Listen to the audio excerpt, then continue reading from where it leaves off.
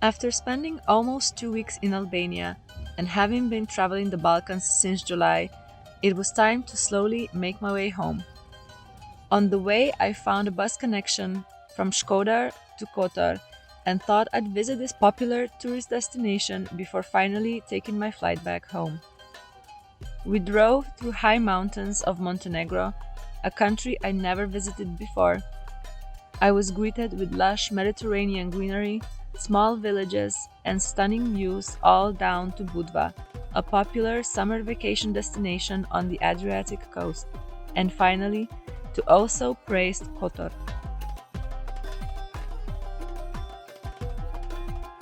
I've heard a lot about its beauty, but also about the hordes of tourists storming the town from buses and cruise ships. I was apprehensive since I like quiet more than a tick off any bucket list, but also willing to let the place surprise me. Nonetheless, this is the fourth most visited place in all the Balkans, so my expectations were quite high. I was also visiting in mid-September, when the worst season is already over. But as like the rest of my trip through the Balkans, my time was limited due to my work, so the plan was merely to sketch the surface.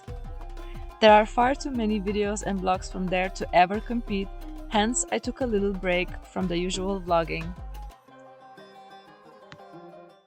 The drive to Kotor itself was a grand experience, going up the mountains from Skoder Lake and then down overlooking Budva and the bay.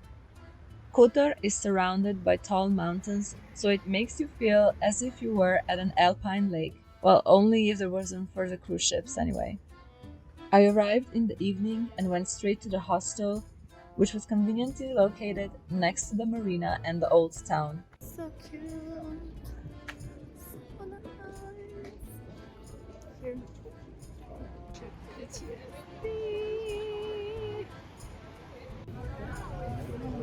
So touristy. From non-touristy Albania straight to the most touristy place in Montenegro. Oh, this is cute.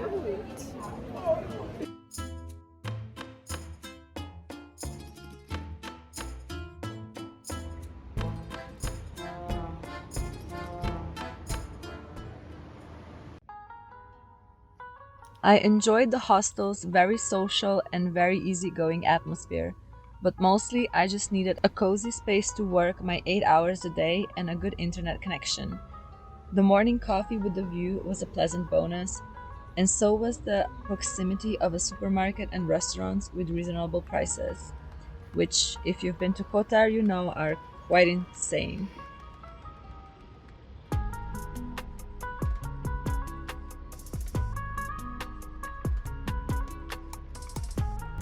This is so beautiful.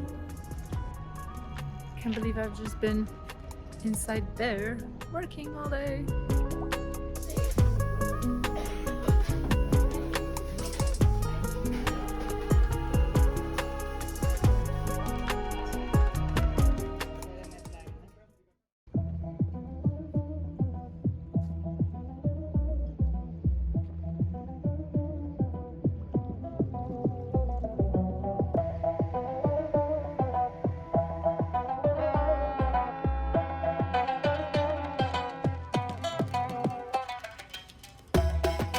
I spent my afternoons exploring the charming old town, the narrow streets, and climbing way too many steps.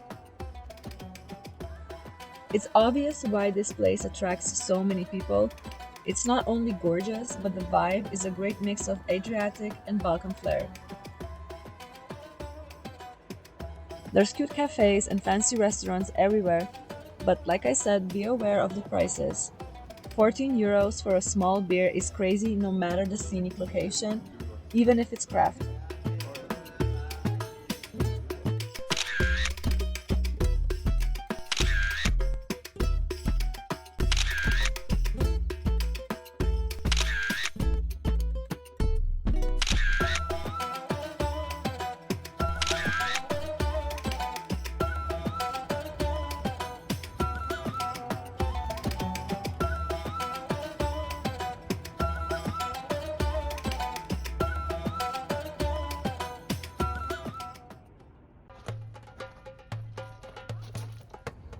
One of my favorite activities in the town was climbing hundreds of stairs up to the old fort, which offered spectacular views of the bay.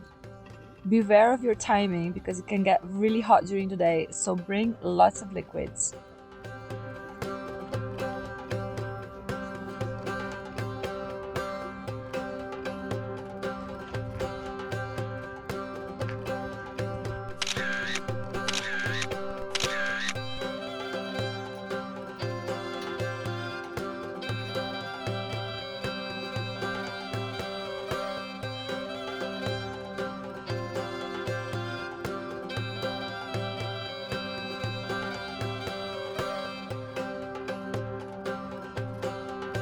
When the night falls and the cruise ships leave, that's when the fun in Kotor really begins.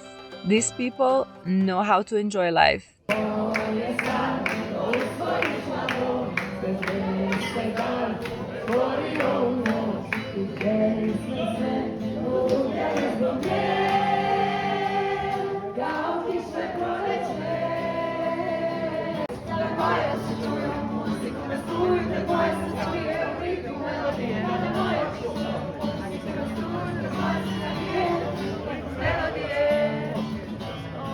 Vai sus nekam čokolada, to mi se dopada.